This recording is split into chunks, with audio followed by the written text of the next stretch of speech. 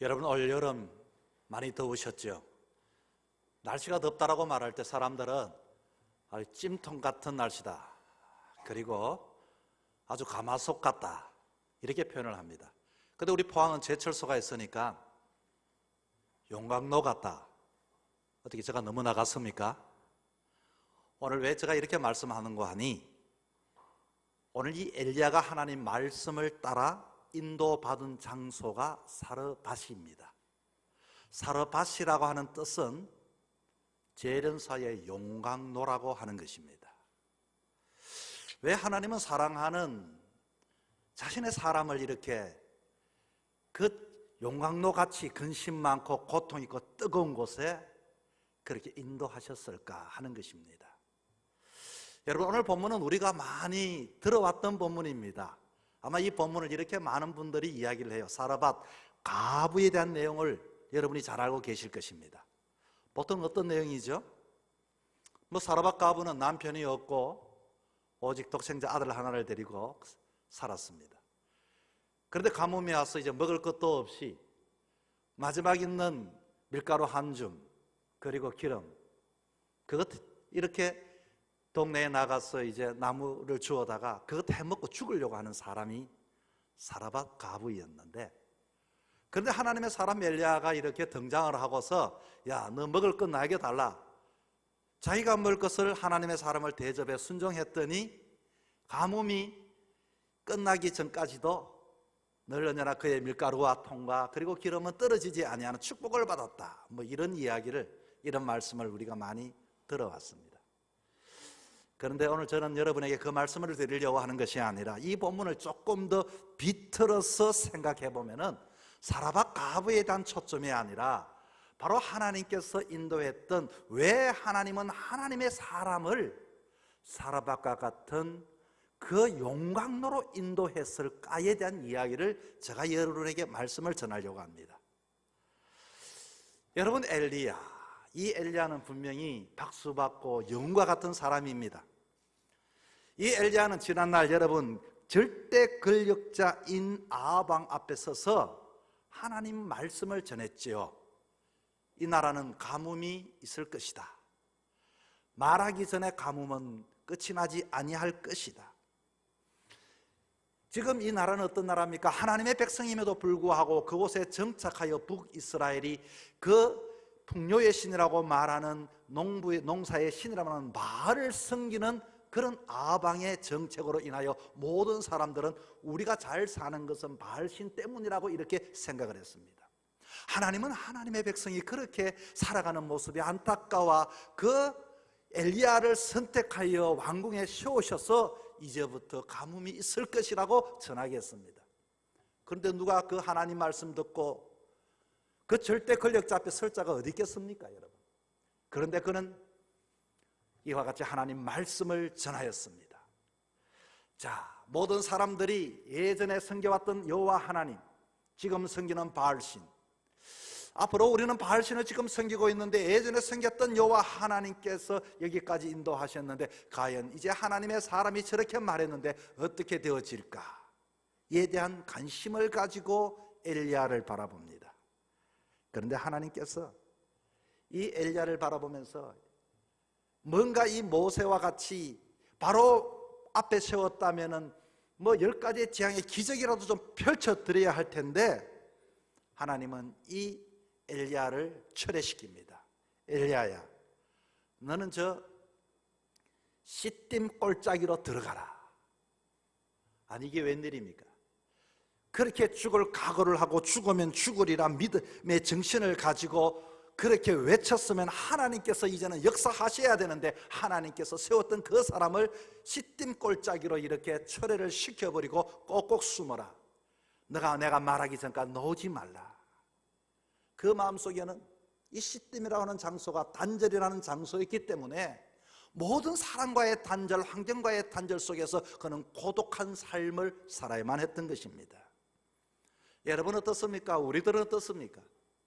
우리 또한 하나님 말씀을 용기 있게 그렇게 기세 있게 전하고 이 세상 사람들을 역행하여 믿음의 삶을 살아갔다면 하나님께서 그에게 좋은 땅으로 인도하셔야 되는데 왜 그렇게 때로는 사람들이 보이지 않는 시딤 골짜기를 우리를 그렇게 밀어넣을 때가 있다는 것입니다. 그런데 이제 시딤 시냇가에도 가뭄이 있으니 하나님께서 이 시딤의 장소에서부터 사르바시르가 하는 장소로 이렇게 이동을 시킵니다. 9절의 말씀입니다. 너는 일어나 시돈에 속한 사르밧으로 가서 거기 머물라. 내가 그곳 가부에게 명령하여 너에게 음식을 주게 하였느니라. 무엇을 할 수 있습니까? 이제 고립의 시간이 끝났구나, 이제 단절이 끝났구나, 사람을 만날 수 있구나. 그리고 이 시딤 시냇가에서도 그리 시냇가에서도 그와 같이 내가 모든 것들이 이제는 끝이 났으니 이제는 음식을 주는 사람이 있다니 얼마나 감동이 되었겠습니까? 그는 하나님께서 더 나은 곳으로 인도하실 것이라는 기대를 가지고 이제 그 장소에서 떠나 하나님이 지시할 땅으로 가게 되었습니다. 그런데 여러분, 그 장소는 사르밧이라는 장소입니다. 사르밧이라는 이름이 뭔가 좀 서연치는 않지만 하나님이 사람을 만나게 할 것이고 자기를 위하여 음식을 공개할 사람이 그곳에 있다고 했으니 그는 장소를 이동합니다. 그런데 이 사르밧이라는 뜻이 재련사의 용광로라고 하는 뜻입니다. 자, 그렇게 하나님의 인도하신 그 장소로 갔더니 이전보다도 그리 시냇가보다도 더 악한 열악한 환경으로 하나님께서는 몰아넣어 가셨다는 것입니다. 여러분, 우리라면 어떤 생각을 할까요? 하나님 왜 저에게 이렇게 하십니까? 오늘까지 하나님 말씀만 순종하고 하나님 하라는 대로 했고 하나님 요청하여 불러 일어나라고 해서 일어나서 그렇게 갔던 그곳이 사르밧이라뇨. 과연 그 사르밧으로 왜 하나님은 이 엘리야를 인도했을까 하는 것입니다. 왜 하나님은 때로는 믿음대로 살았는데 왜 하나님은 이곳으로 우리를 인도하셨냐 하는 것입니다. 왜 내가 원하지 아니하는 장소에 그 용광로와 같은 고난의 장소로 인도하셨는가 하는 것입니다. 궁금하지 않습니까, 여러분? 첫째는 바로 용광로 같은 장소에서 하나님은 진짜 하나님의 사람을 만들기 위해서 다시금 사르밧으로 인도하셨습니다. 여러분, 사람들은 많이 배워서 더 좋은 환경과 장소에 머물기를 좋아합니다. 우리는 자녀들에게 많이 공부시키고 할 수만 있다면 많은 기회를 주어 더 좋은 장소에 그렇게 정착을 하기를 원하고 있습니다. 저도 이번 휴가 기간에 저 화성시에 있는 동탄이라고 하는 지역을 가봤습니다. 그런데 그 동탄에 어느 동네에 가봤는데 이 동네 공원의 이 주변의 시설을 보면서 저는 깜짝 놀랐습니다. 주변에 상가의 건물들이 쭉 있고 공장들도 있고, 그런데 그 건물들이 무슨 건물들이 예술 작품과도 같은 디자인이 탁 지어져 있는데 거리에는 외제차들이 막 가득하고 젊은 부부들이 막 30대 초반 중반의 사람, 정말 어떻게 그렇게 예쁘고 잘생긴 남자들이 막 선남선녀들이 사랑스럽게 웃으면서 아기들을 유모차에 그렇게 태우고서 산책을 하면서 여유롭게 그 공원을 하는데 공원이 마치 외국 대학교의 캠퍼스와도 같았습니다. 이야, 우리나라에 이런 곳이 있구나. 정말로 젊은이들이 참 행복하겠구나. 정말로 좋겠구나. 여러분, 그렇다면 신앙의 사람들은 어려운 가운데서도 하나님 말씀에 순종했다면 때로는 더 좋은 장소에 머물러야 하지 않겠습니까? 더 좋은 곳에 하나님의 인도함을 받아야 되지 않겠습니까? 아니, 그렇지 못한다 할지라도 때로는 이 그리 시냇가뿐만 아니라 이 사르밧과 같은 곳으로 인도함을 받았다면 우리의 마음속에 아니, 하나님 순종하고 하나님 앞에 믿음대로 살았는데 어떻게 나를 이런 곳으로 인도하셨습니까? 거기에 대한 반감을 가지지 않겠습니까? 혹이라도 여러분 그런 기대를 가지고 살았는데 때로는 그리고 하나님의 요청에 부름받았지만 사르밧과 같은 곳에 내가 있다면 우리는 뭐라고 생각하겠습니까? 여러분, 장로님이 되시고 권사님이 되시고 안수 집사가 되고 성도가 되었을 때 성령이 임할 때 주님, 내가 어떤 굳은 일도 하나님 앞에 충성하겠다고 했지만, 그러나 때로는 우리 마음속에 내가 이렇게 믿었으니 더 좋은 환경과 여건 속에 복을 받는다라고 생각하는 것이 우리의 솔직한 고백이 아니겠습니까? 그런데 이제까지 엘리야는 이 그릿 시냇가에 숨어 있었고, 모습 보이지 말라고 하나님 해놓고, 뿐만 아니라 나중에는 그렇게 일어나라 이렇게 17장 8절 9절에 봤더니 하나님 말씀이 엘리야에게 임하여 너는 일어나 시돈에 속한 사르밧 가서 거기 머물라. 내가 그거 가부에게 명령해 놓았다. 너 음식을 준비해 놓았다. 그렇게 했으면 이제는 더 나은 장소로 가야 할 텐데 사르밧이라고 하는 그 장소로 이렇게 인도함을 받았다는 것입니다. 엘리야는 어떤 생각을 했을까요? 나라면 어떤 생각할 것 같습니까? 너 음식을 줄 사람이 있다니, 하나님이 내가 3년 동안 고생했으니 이제는 좀 사람이라고 하는 사람도 얼굴도 볼 수도 있고 거기서 나를 공개할 사람이 있구나. 얼마나 힘이 되었겠습니까? 그런데 사르밧 성문에 딱 도착하자마자 그가 본 것은 나뭇가지를 엎드려서 줍는 흐름한 한 여인의 모습을 보게 되었습니다.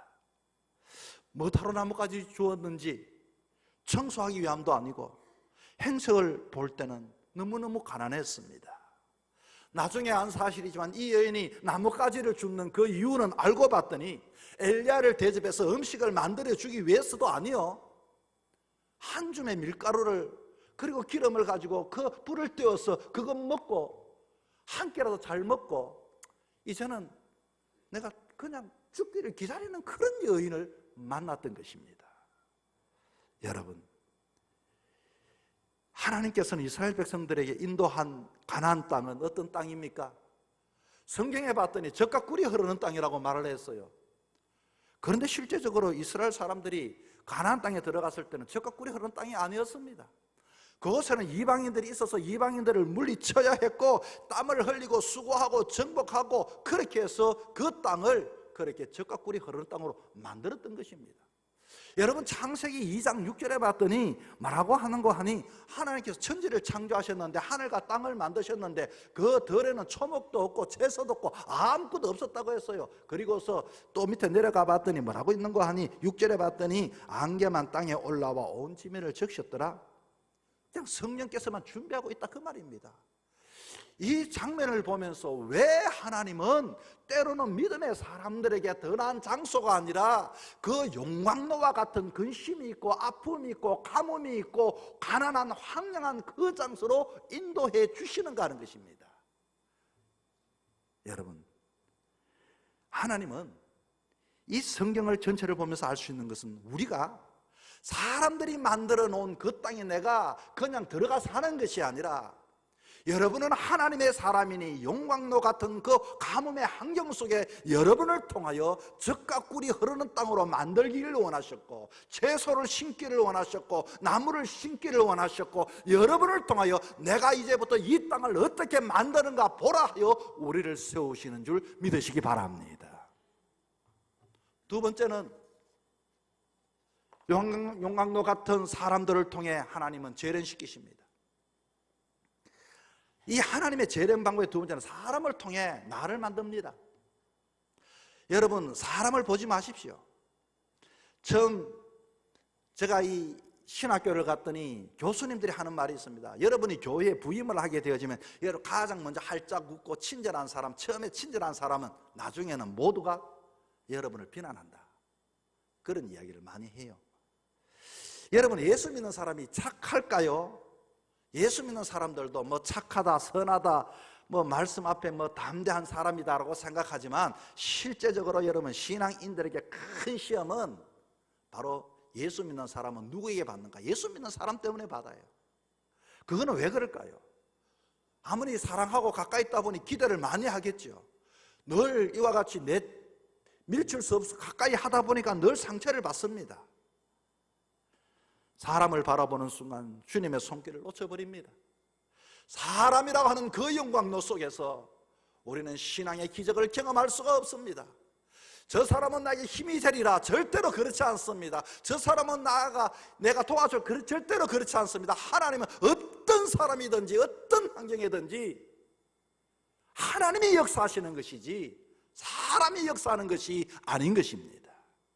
사람이라는 영광로 속에서 여러분, 하나님께서 우리의 마음을 휘저으시고 센 물을 휘저으시는 그 재련사의 손길을 우리는 바라봐야지 사람들의 손길을 바라봐서는 절대로 되지 않습니다.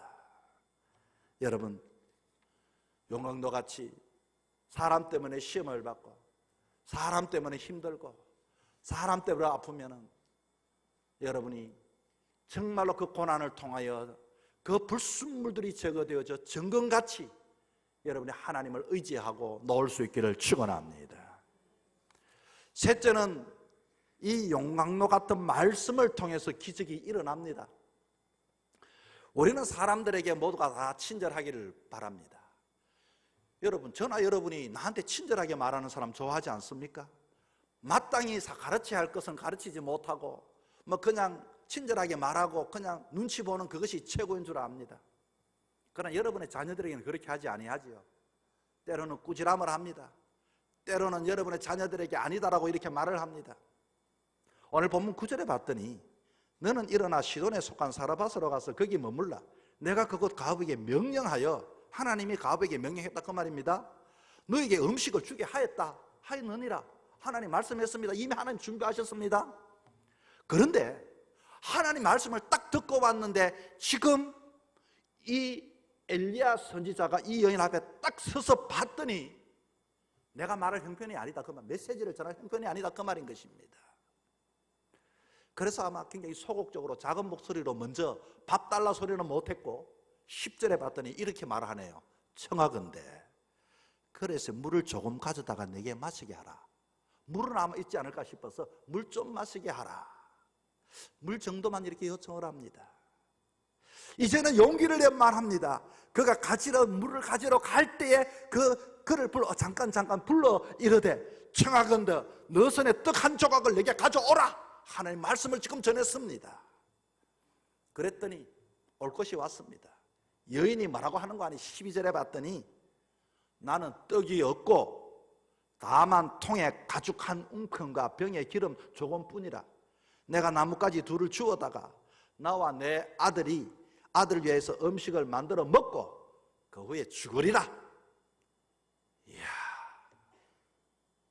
이 정도를 대화를 나누게 되면은 일반적인 센서를 가진 사람은 하나님이 나한테 이 여인에게 나를 좀 공개하라고 말했지만 이 말할 수 있겠습니까?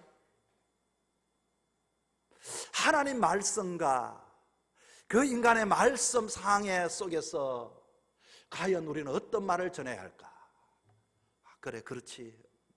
하나님이 나한테 그렇게 말하긴 했는데 참 어렵네요. 그래, 죄송해요 하고 자리를 떠나지 않겠습니까? 이 여인이 내게 줄 음식을 줄 형편도 안 되고 내가 이 여인을 위해 음식을 만들어줘야 할 도리어 만들어줘야 할 형편에 왜 하나님은 이 여인에게 밥을 달라고 이렇게 말을 했을까? 하나님이 엘리야에게 말씀하신 것을 철회해버리고 하나님 앞에 당장이라도 주님 내가 그 철회해 주십시오. 그리고 변경을 요청하지 않겠습니까?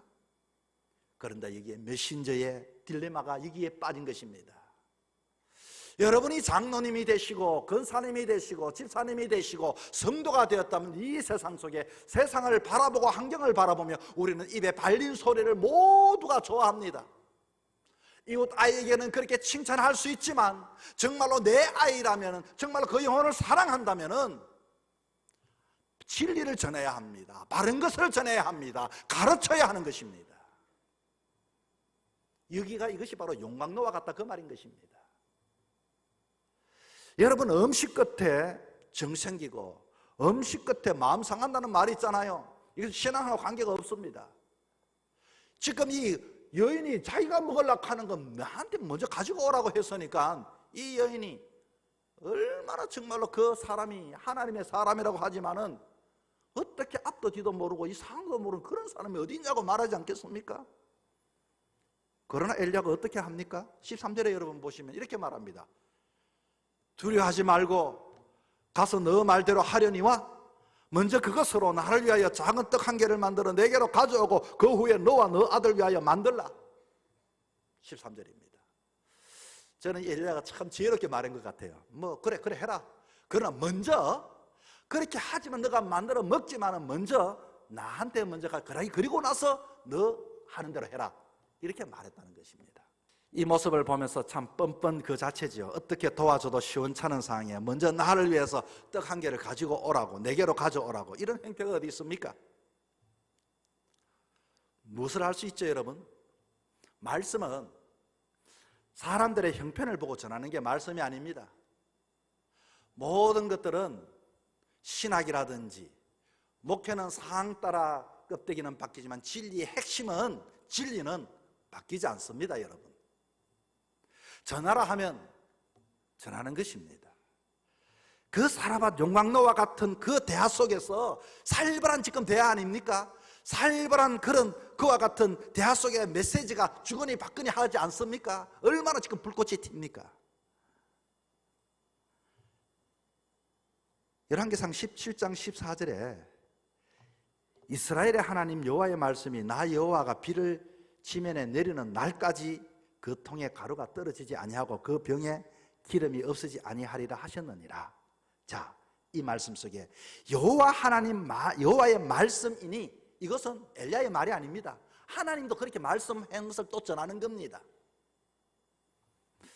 여러분, 엘리야의 이 선포는 아무나 할 수 있는 말씀 선포가 아닙니다.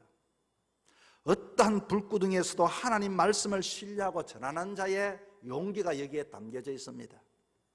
저는 이 모습을 보면서 하나님께서 왜 사르밧으로 보냈을까?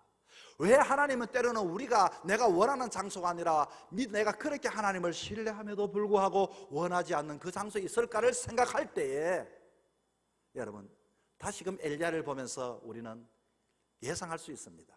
우리가 열왕기상 17장은 이렇게 읽었지만 열왕기상 18장에는 엘리야가 갈멜산 산상 위에 서서 850대 1에 이와 같이 하나님의 대표자로 세워져 그 바알과 아세라 선지자 850명을 죽이고 하나님의 역사를 갈매 성령의 불을 내는 위대한 하나님의 사람이 되었습니다. 그냥 그렇게 되었을까요? 바로 이 17장의 이 사르밧에서의 한 사람의 하나님의 인도하심을 통하여, 한 사람의 용광로에서 재련사의 손꽃을 통하여 불순물들이 제거되어지고 정금같이 나왔던 한 사람을 세우셔서 이 시대를 맡기시고 역사하신다는 것입니다. 16절에 봤더니 여호와께서 엘리야를 통해 하신 말씀과 같이 통에 가루가 떨어지지 아니하고 병에 기름이 없어지지 아니하니라. 여러분, 우리는 때로는 환경을 바라보고 판단할 때가 있습니다. 정말로 열악한 환경 속에 무엇이 선한 것이 나올 수 있을까? 그러나 하나님은 열악한 환경 속에서도 사람들은 모두가 불가능하다는 속에 하나님은 기적을 일으키기를 원하고 계십니다. 마치 청림중앙교회에서 이와 같이 많은 어렵고 굉장히 어려운 시절 속에서도 이 교회를 세워주셨던 것처럼 말입니다.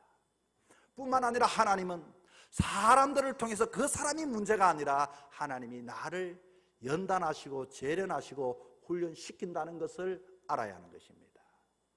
때로는 하나님께서 상황 속에 맞는 말이 아니라 정말로 그 상황 속에서 진리의 말씀을 전할 것을 우리에게 훈련시킨다고 하는 것입니다.